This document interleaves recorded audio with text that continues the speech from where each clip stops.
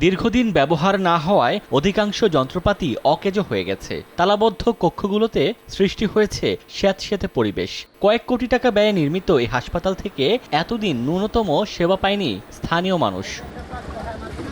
৩ acre জমির ওপর নির্মিত পটুয়াখালীর মির্জাগঞ্জ হাসপাতাল কমপ্লেক্সে রয়েছে মূল ভবনের পাশাপাশি চিকিৎসক, নার্স ও স্টাফদের জন্য ৬টি আবাসিক ভবন। এছাড়া আছে অ্যাম্বুলেন্স, গ্যারেজ ও জেনারেটরের আলাদা ভবন। হাসপাতাল চালুর পর বেডসহ প্রয়োজনীয় যন্ত্রপাতিও সরবরাহ করা হয়। শুরুতে কিছুদিন বহির্বিভাগে সেবা দেয়া হলেও আন্তঃবিভাগ চালুর আগেই ২০০৬ সালে সরকার পরিবর্তনের পর কার্যক্রম বন্ধ হয়ে যায়। প্রায় ৩০,০০০ মানুষের চিকিৎসার একমাত্র ভরসা এই হাসপাতালে দ্রুত জনবল নিয়োগ ও সব ধরনের চিকিৎসা সেবা চালুর দাবি স্থানীয়দের। কোটি কোটি টাকা সরকার ইনভেস্ট করা আছে, কিন্তু কোনো ডাক্তার নাই, নার্স নাই। একটা মেয়ে মহিলা প্রেগনেন্ট হলে দূরে যাওয়া লাগে সিজার করতে, জানি এই সেবাটা আমরা এই জায়গায় পাই। বরিশাল যাইতে হয়, বাখেরগঞ্জ যাইতে হয়, একটি রুগী অসুস্থ হলে একটা গাড়িও পাওয়া যায় না। অনেক দূরে রুগী লয়ে যাইতে হয়, রুগী পথে ভাইয়া মারাও যায়। ২০০৬ সালের পর থেকে এখানে না আছে কোনো ডাক্তার, মাঝে মাঝে ২ একজন প্যারামেডিক ডাক্তার বসেন,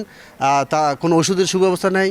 হাসপাতালের সংস্কার ও প্রয়োজনীয় অর্থ বরাদ্দের জন্য আবেদন করা হয়েছে বলে জানিয়েছেন কর্মকর্তারা। পূর্ণাঙ্গ কার্যক্রম শুরু হলে জনবল সংকটও অনেকটা কমবে বলে আশা সিভিল সার্জনের। এই হসপিটালের প্রয়োজনীয় লোকবল যদি আমরা ব্যবস্থা করতে পারতাম, সেক্ষেত্রে হয়তো এই এলাকার মানুষের জন্য স্বাস্থ্যসেবাটা আরও বেশি সহজলভ্য হতো। অলরেডি এটার জন্য বরাদ্দ এসেছে এবং আমি যতদূর জানি এটা আমাদের স্বাস্থ্য প্রকৌশল করছে যে এটা সংস্কারের জন্য একটা টেন্ডার প্রক্রিয়া চলমান আছে।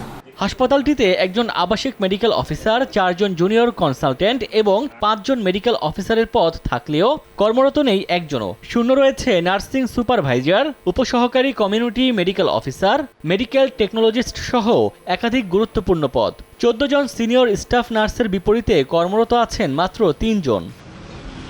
সময় সংবাদ, পটুয়াখালী।